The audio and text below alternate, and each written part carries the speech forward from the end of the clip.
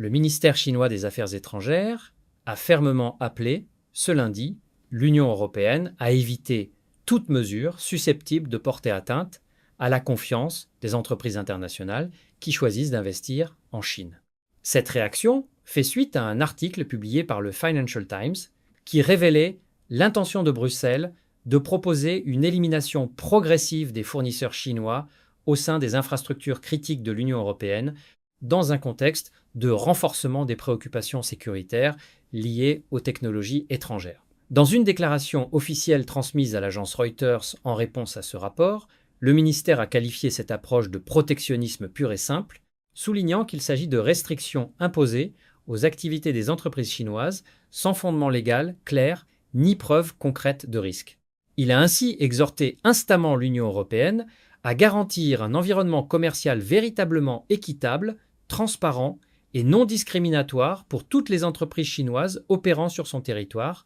afin de préserver les principes fondamentaux du commerce international et d'éviter une escalade inutile des tensions économiques. Selon les informations rapportées par le Financial Times dès samedi,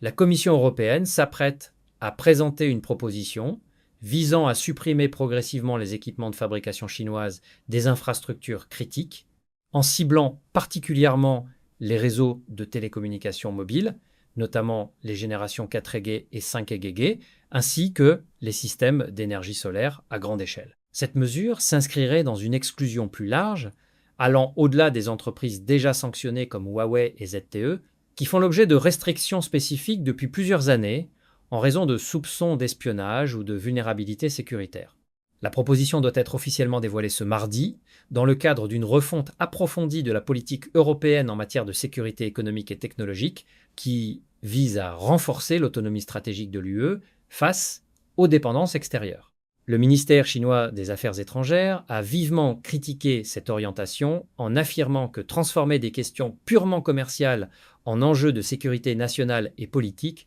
ne peut qu'entraver le progrès technologique mondial, freiner la croissance économique globale et, finalement, ne profiter à personne.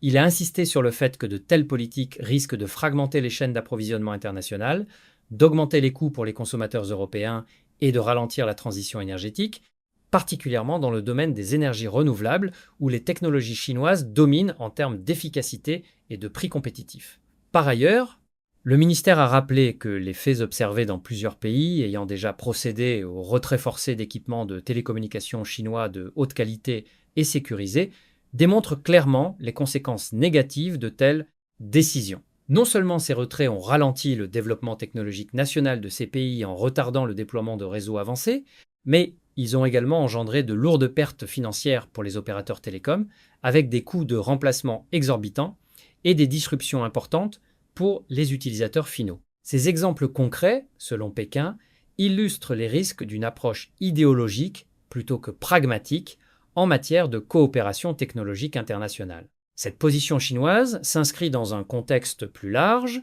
où l'Union européenne adopte une attitude de plus en plus prudente, voire restrictive, vis à vis de l'implication des entreprises chinoises dans ces infrastructures critiques. Cela découle directement de la stratégie européenne de réduction des risques, ou dérisking, promue ces dernières années pour diminuer la vulnérabilité aux influences extérieures, notamment en provenance de Chine, dans des secteurs jugés stratégiques comme les télécommunications, l'énergie, les semi-conducteurs et les technologies numériques. Dans une initiative parallèle visant à réduire davantage la dépendance aux importations chinoises, qui dominent une grande partie du marché mondial des technologies vertes, l'Union européenne prépare également l'imposition d'exigences minimales de fabrication européenne pour les achats publics de technologies clés liées à la transition écologique. Selon un rapport de Reuters publié ce lundi, ces nouvelles règles obligeraient les autorités publiques à privilégier les produits comportant une part significative de composants ou d'assemblages réalisés au sein de l'UE, afin de stimuler l'industrie locale et de sécuriser les chaînes d'approvisionnement en panneaux solaires, éoliennes ou batteries.